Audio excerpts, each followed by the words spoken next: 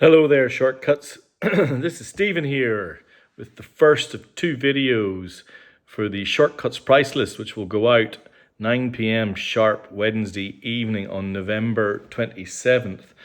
This is the genre list, and this tonight is dominated by soul, jazz, and a bit of funk. So hopefully something for you to get into, and maybe some new things. For those of you who haven't watched these videos, all of these records are for sale. The price list will go out, as I said, 9 p.m. on Wednesday. If you would like to be on the list, drop me an email, shortcutsrecordsaus@gmail.com. All right, we'll get started. Now, this t-shirt might give you a clue as to what we're going to kick off with. I love this album so much, I actually made the t-shirt. This is the JB's Food for Thought. The JB's Food for Thought. Now, many of you who have been to my house will know that I adore the JB's. They're one of my all-time favorite bands. I play them all the time. Even my wife likes them, which is saying something. That's the back side. Food for Thought was the JB's debut album as a group. But they did backing on some of the greatest music ever made. And I'm just going to show you a couple of albums that are in my collection that the JB's were the backing band for. Now, Food for Thought and a couple of other JB's albums, including Damn Right, I Am Somebody, were made early 70s. Whilst James Brown was recording, a series of like truly classic singles. But as he got toward the kind of mid-70s, early to mid-70s, he made a couple of funk records that are not just amongst the best funk records ever made, they're amongst the best records ever made, full stop. And those two records are double albums, and these are the US first presses. They're some of my prized possessions. One is called Hell by James Brown. There's the back side of it, and the comment in it says, "He's too strong, we can't stop him." And James Brown, and the demon is saying, "That's because he's the Godfather." There it is. That's because he's the Godfather of soul. What an album this is. Look at that image. Now, these are not for sale. I'm just showing you some of the records that the JB's played on, and I'm just going to show you this one. Probably James Brown's greatest ever album, The Payback, Mind Power. If you ever see those two records, James Brown Hell or James Brown The Payback, just trust me on this, buy them immediately. They are the ultimate mix of funk and storytelling and pure, just incredible presence and charisma from James Brown. Now, the JB's would disappear to the studio only when he would allow them. He was such a control freak. But this band, Fred Wesley on trumpet, some of the greatest musicians ever made. I mean, I'm just going to talk a couple of tracks. Pass the Peas, the song that inspired this t-shirt. If that song doesn't get you up to dance, then I just don't know what you are. It's not human. And that leads into Gimme Some More, which is the most insistent bass riff. The track that finishes side one, the grunt, is by far the most psychedelic track on the record. Got this incredible saxophone sound, and it is probably the progenitor of Damn Right, I Am Somebody, which is probably the ultimate in psychedelic funk. I don't know. I love it. I just love it. The theme from King Heroin on side 2 is written by James Brown. Oh, I've got a low-flying helicopter coming over. I don't know if you guys can hear that. It's just my Hot Pants Road is a guitar groove second to none. This record's super hard to find, especially in great condition. The Japanese pressing is fantastic. It's exactly the one that I have on my own shelf. I cannot rave about the JBs anymore. Just magical. Okay. I have and as much as I love Food for Thought by the JBs, this second record could and probably should be the kickoff record. It is only because of my personal obsession with the JBs. But this album is truly, truly beautiful. I have to set the scene though. Sam Cooke was already, by the time this album came out, pretty much a legend in the US. A buttery velvet voice, a vibrant, fun, live talent, a beautiful man, handsome as all heck, and fundamentally a tragic character. His 18-month-old son, young son, infant son, I think Vincent was his name from memory, drowned in 62. And Sam Cooke went into the studio in and around that time and made one of the most beautiful soul albums that has ever been made, leading to his all-time classic, A Change Is Gonna Come. Unfortunately, Sam Cooke himself didn't live more than 18 months past his son. It's murky and sad, but he was shot by a hotel owner. There's a dispute about a woman and whether she'd been attacked, but lots of people looked into this and think that Sam Cooke was either the victim of a violent robbery or mistaken identity or something. But he died when he was 33. But he left behind this album, Nightbeat by Sam Cooke. The notes that I have from Shinjuku are that this record has never been played. It was just past closing time, it says here. I don't know if you can see that. It was just past closing time. This band, the backing band, Billy Preston, Bernard, I don't know if it's Bernard Purdy on drums. Let me just see if it says here who the backing band are. They're so sensitive. Now that you know the tragedy that surrounded Sam Cooke at the time, I don't know how you can listen to the first two tracks in this album and not have it clutch your heart, because he demands of God some kind of explanation, and he describes how it hurts. And it is, the second track, Mean Old World. Oh my gosh, it is breathtaking. And I always say about the soul singers at this time, with a few exceptions, they're not really about over singing. It's so subtle, it's so beautiful. There are times when there's a piano, I think it's Billy Preston who plays. There are times when there's a subtle horn in the mix. Don't get me wrong, there are some tracks that are really playful and have really kind of funky percussion, but you can't really be in the mind space that he was in, and make something that it's just, it's just beautiful. If you don't know the album, just give it a go. This was pressed on what was called Dynagroove. Dynagroove is a really high quality Japanese vinyl. This is the exact copy I have.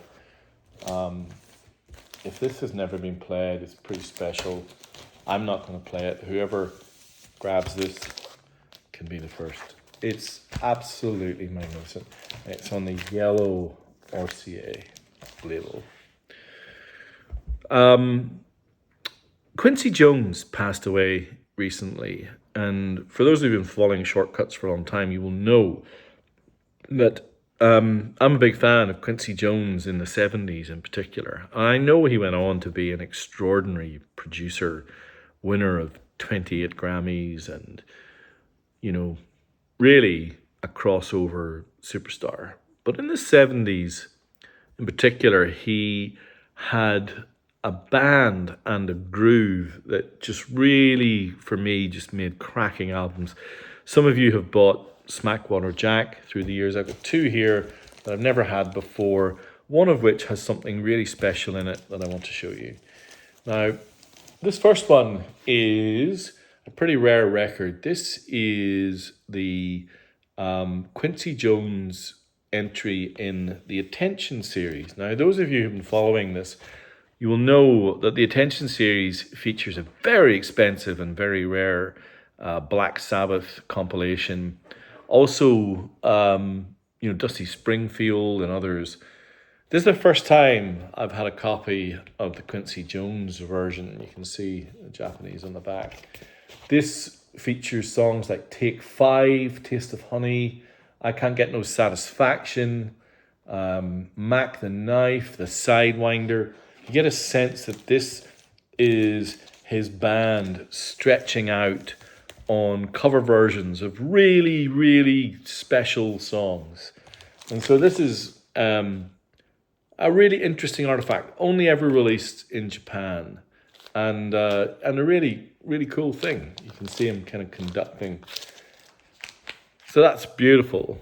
But this second album is, I think, I've got this already. I think it's one of my favorites of his for all sorts of reasons.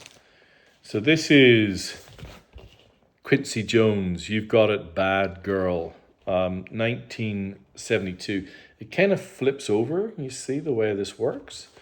On the back side, there's quite a long kind of celebration of Quincy Jones written by Roberta Flack.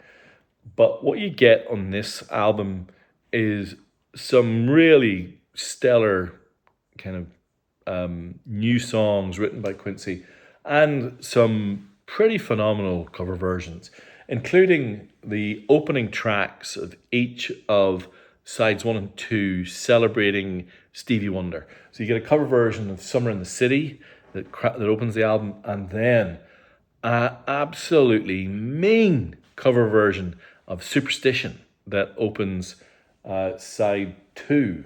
And mixed in a kind of a medley is a little bit of First Time I Ever Saw Your Face, which is probably the reason why Roberta Flack did the notes here. But I want to show you something that's special to the Japanese release. It comes with a poster. So it's kind of a double-sided poster. So that's Quincy and his band. But down the bottom, you've got kind of facsimile signatures of his band. So you get Dave Grusin, who of course would have been keyboards, Blinky Williams, Sam Russell, Phil Upchurch, what looks like, I don't know, Billy Preston. Down here, Peggy Lipton.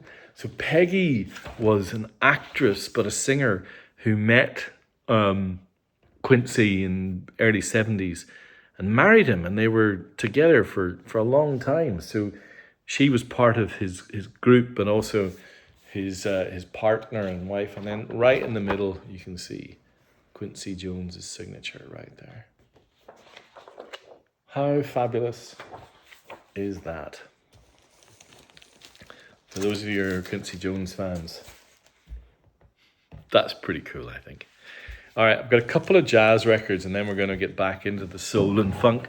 Now, the Japanese made particularly in the 60s and 70s, and really the 70s.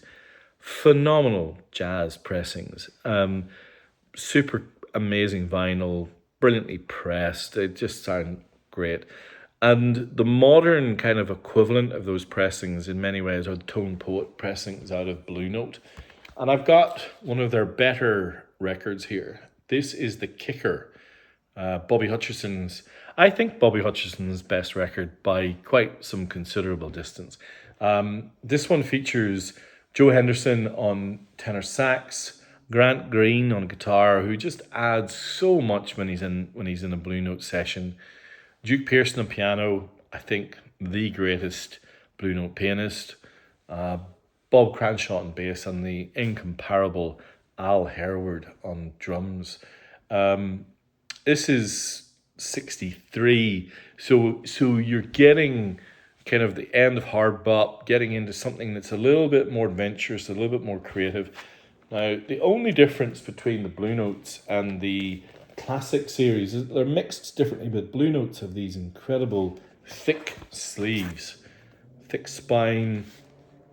If you don't know The Kicker, Bobby Hutcherson, well worth your time. A really cool record. But I think I like this one even more. This is an example of a Japanese Blue Note. So you've got just pristine vinyl. And this is Harold Vick's only... Oh, and I just discovered it has the obi. It was inside, snuck inside all the time. This is Harold Vick's beautiful album, Steppin' Out, which I think was pretty much the same year as Bobby Hutcherson's The Kicker. This one's got Harold Vick as tenor sax, obviously. Grant Green again on guitar, Blue Mitchell on trumpet, John Patton on organ, and Ben Dixon on drums. And those of you who know your Blue Note history will know that that's the same band that played on John Patton's classic, Along Came John. But this time Harold Vick gets to top the board, the only time he did in his time in Blue Note. And you know what? I think it's a shame. I think it's a really fine record. It's really creative, beautiful. The pressing's fabulous. I have a copy already. I really love the sleeve. And John Patton, Big John Patton, is pretty cool on this album. He is a master of the kind of Hammond organ swell and a very, very funky player. And so this is a very accessible and fun record. Steppin' Out by Harold Vick. On Spotify. Well worth a listen. I love it to bits. We've got some, definitely some Shortcuts royalty to come. And a couple of things that are a little bit harder to find. You all know, every time I see this, I get it. Wild and Peaceful, Kool and the Gang. An amazing album. The first track, Funky Stuff, sampled so many times in the hip-hop world, Ice Cube and beyond. But probably most famous of all, Jungle Boogie, the cornerstone tune on the soundtrack to Reservoir Dogs. This album is wonderful, though, from start to finish. The finishing track on side 2, Wild and Peaceful, the title track, is about 10 minutes of completely brilliant stuff. And the inner is in a spectacular orange with a really cool photograph I was going to show you. Look at that. Just a magical album. If you don't have it in your collection, you're not across it, give it a spin. There's easily 25 or 30 of you out there now who have this album. If you don't have it yet, give it a listen. Haven't had it for a while. What about some white label promo Nancy Sinatra? There you go. This is the white label. You all know how much I love Nancy. I haven't had any of her white label promos before. All right. one of undoubtedly Shortcuts royalty. I would say more like 30 or 40 of you have this. It is the VIP 6003 iconic pressing of Talking Book by Stevie Wonder. It's on hard cardboard gatefold. I had the mobile fidelity of this record. I listened to this copy. I sold the mobile fidelity. You can't see this, so I'm going to describe it to you. Last week, I described 2 weeks ago how the Japanese Quiex vinyl had a brown translucency under bright light. And you're just going to have to trust me. So does this. This is Quiex vinyl. It is translucent brown under bright light. It sounds absolutely spectacular. And what an album. Incredible from start to finish. Now, we mentioned the tragic figure of Sam Cooke. What about the equally tragic Otis Redding? This album was the third of the posthumous releases after his death. This one overseen by Steve Cropper and the band that he played with at, I think it was Atlantic, yeah. And it's so good. I'm a changed man. Your love is lifting me higher and higher. Groovin' time. It's remarkable. I don't think Otis Redding had a session in the studio where he didn't just give his all. And it's great. 2 more soul records to go. I'm on a complete Temptations trip at the minute. This is the last of the classic Temptations quintet with Dave Guffin as the lead singer. Norman Whitfield is involved, but this band will become increasingly psychedelic over the course of the next 4 or 5 records, as you know. This is the last of their classic soul lineup. Again, sampled time and time again. I Could Never Love Another After Loving You. Cindy, which is, I think, one of the greatest ballads that they ever did. It's just great. Late 60s. And, Dave Guffin's, this is the last, he was such a difficult character. He wanted them to change their name to Guffin, and the Temptations, and the band were like, no, and you know what, you can leave. And they were so vocally talented that it didn't matter.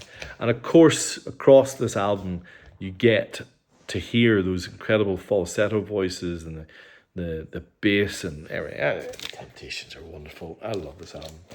And then finally, another Shortcuts royalty. The debut album of Wilson Pickett, The Sound of Wilson Pickett. Immaculate, another Obi. I'm giving you a lot of Obi love tonight. So there you have it. Soul, lots of amazing soul, funk, and jazz. Every one of those records is worth owning. Every one of those is an absolute joy. I love that list. And particularly Past the Peas. What an album. But also Nightbeat. Sam Cooke. Please give it a listen. It's just beautiful. And you know what? This week I've been listening to Small Changes, the new record by Michael Kiwanuka, who's one of my favorite modern artists. And I 100% hear Sam Cooke in that album, as well as other favorites of mine. Apparently he was influenced by No Other by Gene Clark. One of I think the best albums ever made. If you haven't listened to Small Change by Michael Kiwanuka, well worth giving it a listen. All right, there we have it. If there's anything you'd like to know more about, ping me. Please leave comments. When you do, it makes such a difference as to who finds these videos. Anyway, I hope you enjoyed that. Enjoy putting it together. If you want to be on the price list, drop me an email, shortcutsrecordsaus@gmail.com. Love, as always. Bye.